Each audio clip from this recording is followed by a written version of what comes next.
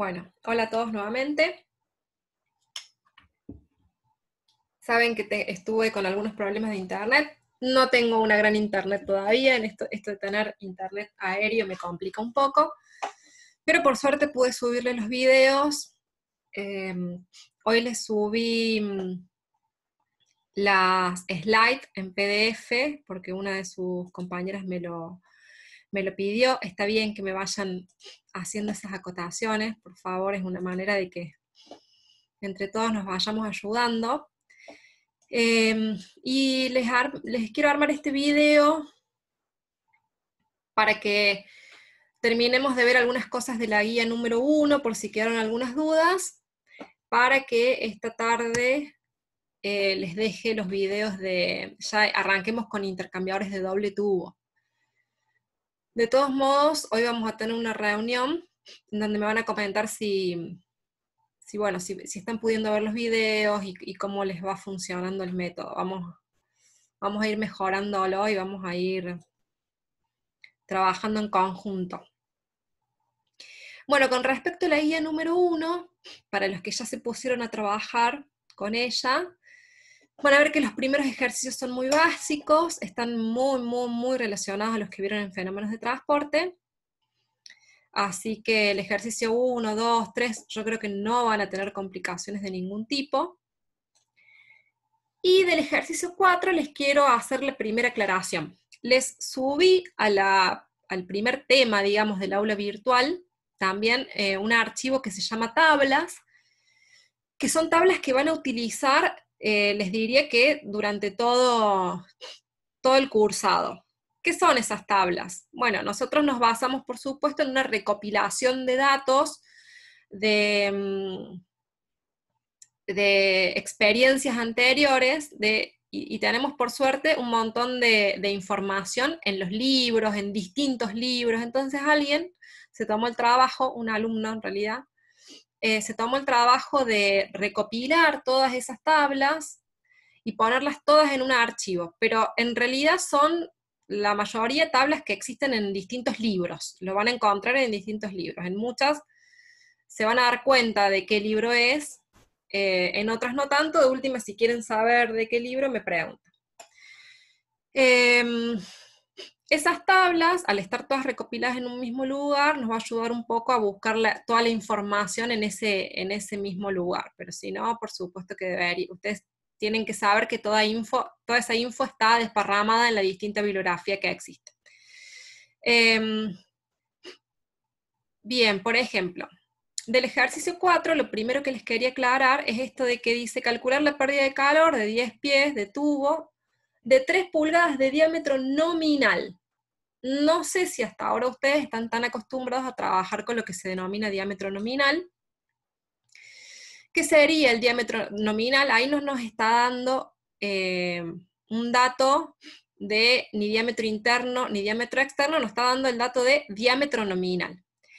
Existen tablas estandarizadas que tienen que ver con estándar de fabricación, en donde vamos a encontrar esos valores de diámetro nominal, ¿sí? En este caso, yo lo tengo en la presentación. Voy a ver que lo encuentre. Vamos a ver si las encontramos así rápidamente. Estas creo que eran del CAO. Si recorren la tabla, en algún momento van a encontrar lo que sería diámetro nominal.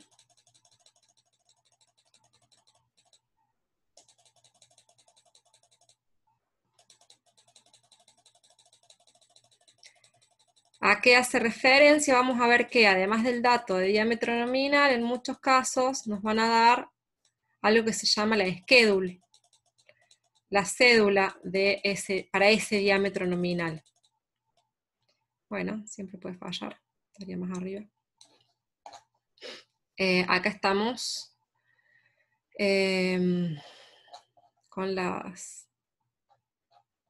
tablas de tubos, entonces debería estar por acá.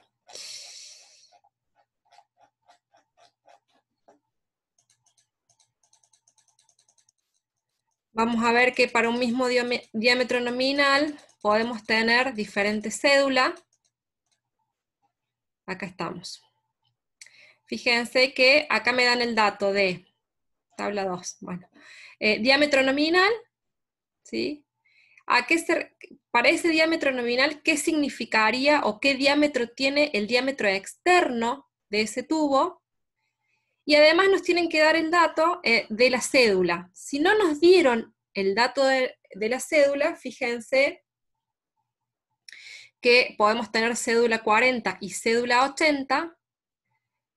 La cédula 40 significa que es un tubo que, si tiene un diámetro externo de 0,405 y un diámetro interno de 0,269 versus una cédula 80 que tiene un diámetro interno de 0,215, significa que la cédula 40 tiene un espesor menor, ¿sí? Entonces, en el caso de que no me lo dieran, ¿cuál usaría? Bueno, empezamos a empezar a pensar con costos, ¿sí? Si a mí no me dicen y no es un requerimiento usar cédula 80, entonces seguramente voy a optar por usar cédula 40, que va a ser más barata, ¿sí? Entonces, ¿qué significa entonces tamaño nominal? Van a venir a la tabla, es un estándar de tubos que va a tener asignado para ese diámetro nominal un determinado diámetro externo, y de acuerdo a la cédula, que es la que me fija el espesor del tubo, voy a tener además un diámetro interno. De manera que en ese ejercicio, dándonos el dato de diámetro nominal del tubo, que en este caso no me dice qué cédula, asumo que es una cédula 40, por ejemplo, si tuviese las opciones, y entonces nos están dando el dato de diámetro interno y diámetro externo, ¿sí? Si quisiera calcular, por ejemplo, acá además me dan el dato de la conductividad térmica del material. Entonces, tengo el espesor de ese tubo, como punto número 1. Fíjense entonces que lo encuentran. Esta en realidad es una tabla que está en la página 949, como dice acá, del Kern, ¿sí? Bien. ¿Qué más? Bien, y ahí ya tienen todo para calcular el ejercicio. En el ejercicio 5, fíjense que nos dicen que a través de un tubo de acero fluye vapor con una calidad del 98% a una presión de 20 libras pulgada cuadrada con respecto a la atmosférica, y a una velocidad de 3 pies por segundo. Bueno, nos están dando un montón de datos un poco encubiertos, ¿sí? También eso es algo a lo que se tienen que acostumbrar. Nosotros en los ejercicios puede que pongamos incluso datos de más, que ustedes en este caso no, en este caso los datos son datos que nos van a permitir sacar otros datos necesarios para el problema, pero empiecen a ver cada uno de los datos que les damos y ver si realmente todo lo que tienen es lo necesario, o a veces le ponemos algún dato de más para que ustedes logren tener el criterio de qué necesitan y qué no. Bien, en este caso, cuando hablamos de calidad del vapor, estamos hablando del título del vapor, ¿sí?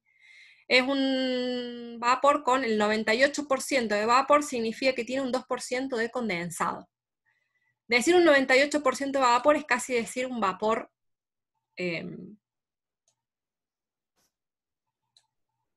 de excelente calidad, ¿sí? Es como decir un vapor seco casi, porque estoy teniendo nada de condensado. ¿Qué pasa? El vapor, al atravesar una cañería e intercambiar calor, por más que le ponga un aislante, va a haber algo de pérdida de calor, que es precisamente lo que nosotros calculamos en los ejercicios, va a generar condensado. ¿Y por qué es importante calcular la pérdida de calor que sufre el vapor, por ejemplo, un vapor que va a ser usado en una turbina, que va a ser usado en una torre de estripeo? En cualquier operación yo lo que necesito es el vapor, pero sé que como consecuencia de transportar ese vapor de un lado al otro, va a haber una cierta pérdida de calor, aún en tubos aislados, y necesito hacer el cálculo de cuál es esa pérdida de calor, y además necesito hacer el cálculo de esa pérdida de calor, qué significa en la calidad del vapor. ¿Por qué? Porque ese vapor que en este momento me están diciendo que es del 98%, es decir, que es un vapor seco, se podría considerar, al atravesar el tubo va a empezar a generar condensado. Y ese condensado, para hacer más eficiente el sistema, necesito removerlo. Entonces, para diseñar el sistema de remoción de condensado en una línea de vapor, necesito saber cuáles van a ser las pérdidas de calor de ese vapor y cuánto condensado va a generar. A eso va apuntado este ejercicio, ¿sí? Entonces, ustedes van a hacer ese cálculo, van a decir, bueno, ¿cuánto pierde de calor ese vapor? Y después de X metros o X distancia de cañería, ¿cómo me cambió el título de ese vapor? ¿Cuánto de ese vapor, por la pérdida de calor que sufrió, se condensó? ¿Sí? Eso me va a ayudar en un sistema de vapor a diseñar el sistema de trampas de vapor, que es el sistema que ayuda a la evacuación de condensado de las líneas de vapor en una planta. Entonces, cuando estamos hablando de la calidad del 98%, se puede asumir que es un vapor seco, es un vapor de alta calidad. Y me dice otro dato que es que está a 20 libras por pulgadas cuadradas, con respecto a la presión atmosférica. ¿Para qué es este dato? Si a mí me dan el dato de la presión del vapor, ¿qué puedo sacar? Bueno, de nuevo, mediante tabla, lo que puedo sacar es, ahora sí me acuerdo el número de la tabla, no vamos a tener que rastrearla tanto, lo que puedo sacar es cuál es su temperatura, ¿sí? Teniendo la presión del vapor, puedo saber cuál es su temperatura. Pero fíjense que el dato que me dan me dice que es 20 libras con respecto a la atmosférica. Significa que acá tengo que sumarle la atmosférica. ¿Por qué? Porque la tabla me da los datos de temperatura y presión. Fíjense que es una tabla de propiedades termodinámicas del vapor de agua, vapor saturado seco.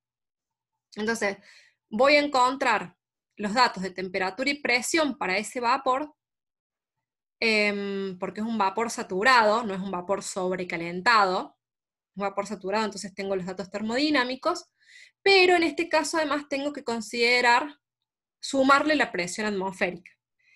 Eso cuando hacen el cálculo les va a dar, la tabla está en EPSI, les va a dar algo cercano a 36 EPSI, de manera que la temperatura de ese vapor la puedo leer de tabla y es 260. ¿Sí? Entonces, en este caso, el dato de presión, y esto es algo a lo que sí va a ser muy común en nuestros ejercicios, van a tener el dato de presión y van a tener que sacar la temperatura, van a tener el dato de temperatura y van a tener que sacar la presión cuando estamos hablando de vapor saturado. ¿Sí? Y también me da el dato de una velocidad. Tengo la velocidad de ese vapor. Fíjense que en las tablas, creo que cerré el otro archivo, pero en la tabla de diámetro nominal, fíjense qué otros datos podíamos encontrar en referencia a un tubo. Tengo el diámetro nominal del tubo, que me implica que voy a conocer el diámetro externo de ese tubo, de acuerdo a la cédula, su diámetro interno, y también, fíjense, área de flujo. Ya la tabla me da para ese tubo el área de flujo, el área de pasaje, la sección transversal de ese tubo es de tanto. ¿Sí?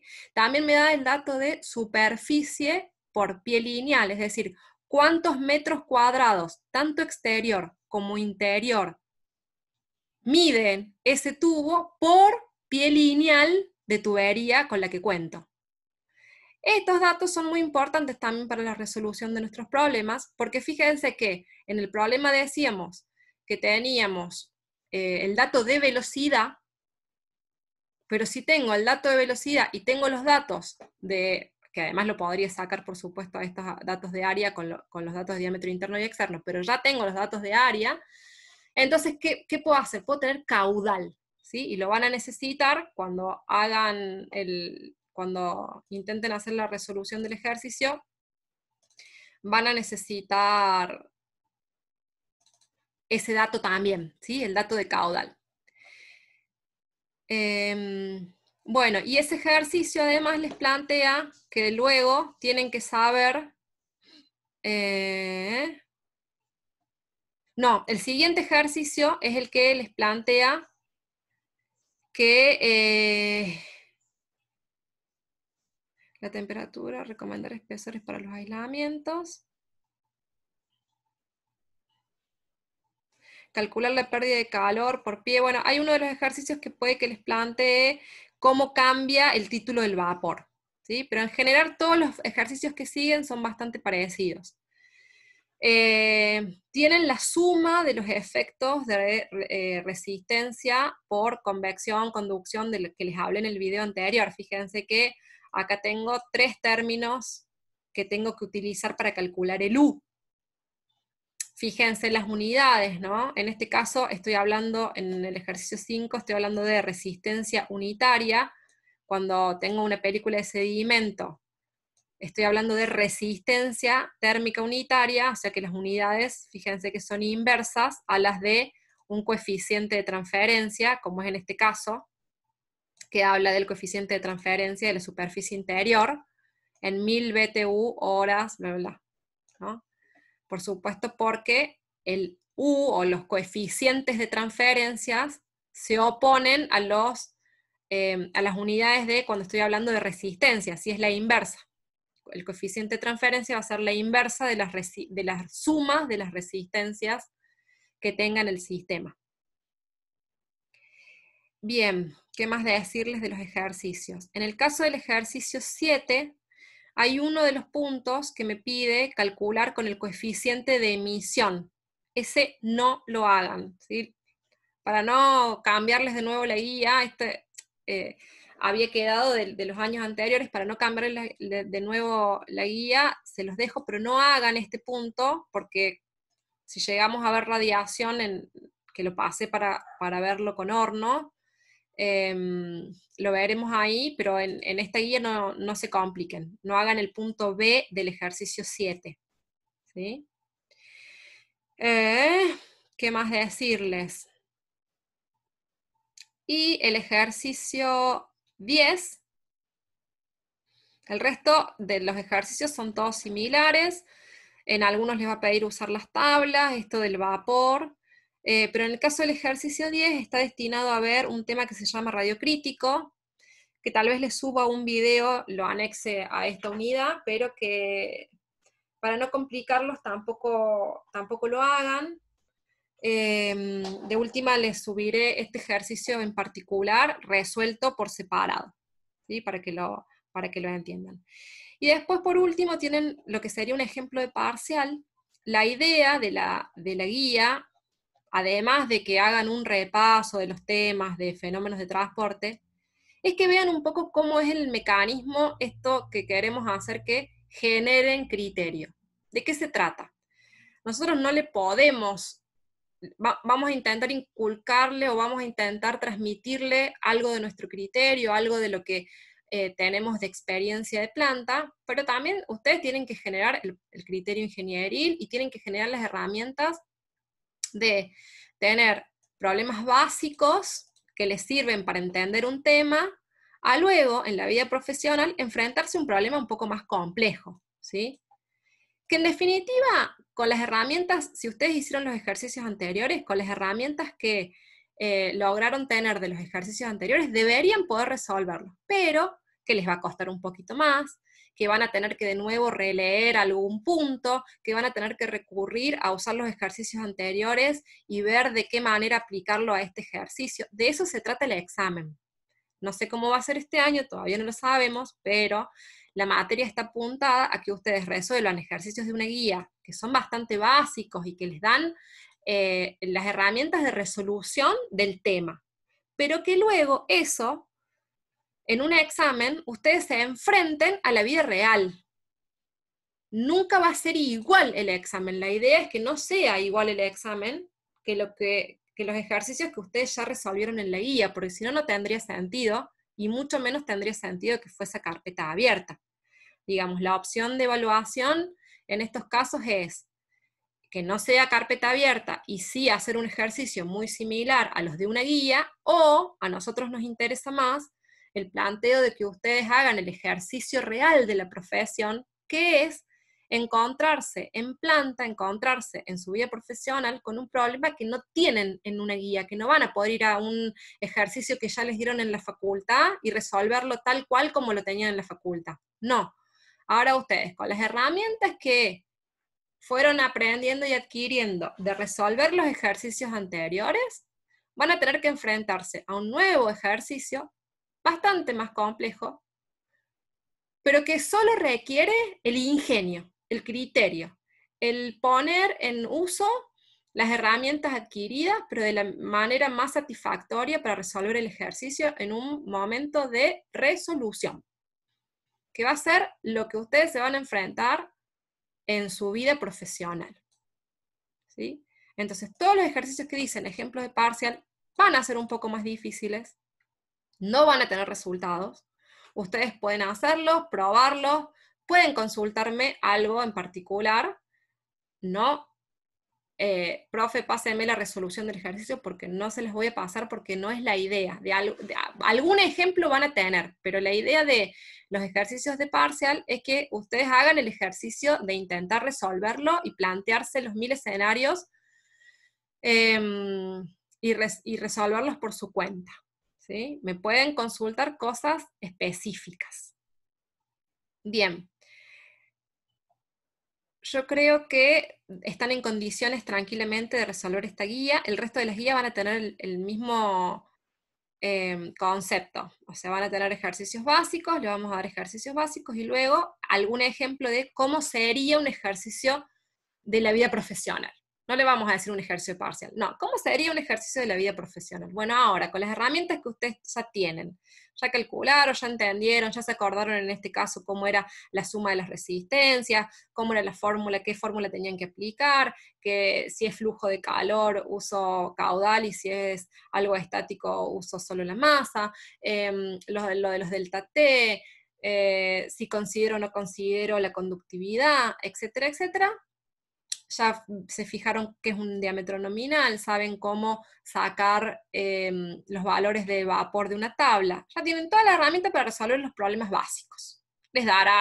Algunos les dará mejor, otros tendrán algún pequeño error en alguna unidad, eso ya lo podemos ir viendo puntualmente, pero en general lo saben hacer. Bueno, ahora veamos si podemos resolver un ejercicio un poco más difícil. ¿Sí?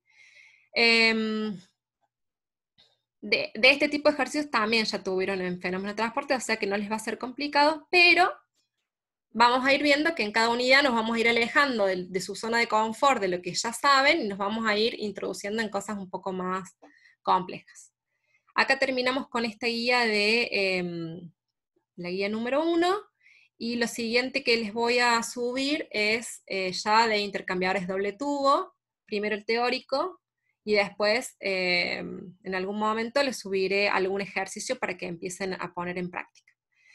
Algunos me consultaron si puedo subir los ejercicios resueltos en MATCAD. No, chicos, la idea es, yo les subo, los ejercicios que les subo, se los subo en un PDF, porque tienen que hacer los ejercicios en su casa ustedes y renegar, y que no les dé, y que les den rojo, porque es la manera de que ustedes se ejerciten, ¿sí? A mí también me pasa, y que las unidades, y si las pongo, bueno, incluso podemos mejorar los ejercicios que les vamos subiendo, pero la idea es que ustedes hagan los ejercicios ustedes en MATCAD, hagan aunque sea un ejercicio de la guía. ¿Es necesario que los hagan en MATCAD? Y no es necesario que los hagan sí o sí en MATCAD, pero es una herramienta que nos va a ayudar muchísimo, y más cuando los ejercicios se empiezan a complicar. Entonces arranquen por estos que son más básicos, así tienen tiempo de ir de a poco, arranquen ya, no se dejen estar con intentar hacer los ejercicios de la guía, porque estos son fáciles, estos son amigables, pero cada vez se va a ir complicando más. Entonces arranquen ya y ya se van poniendo de nuevo en práctica con las herramientas que ustedes quieran utilizar para resolver la guía. Bueno, terminamos acá y después lo próximo que les voy a subir es doble tubo. Adiós.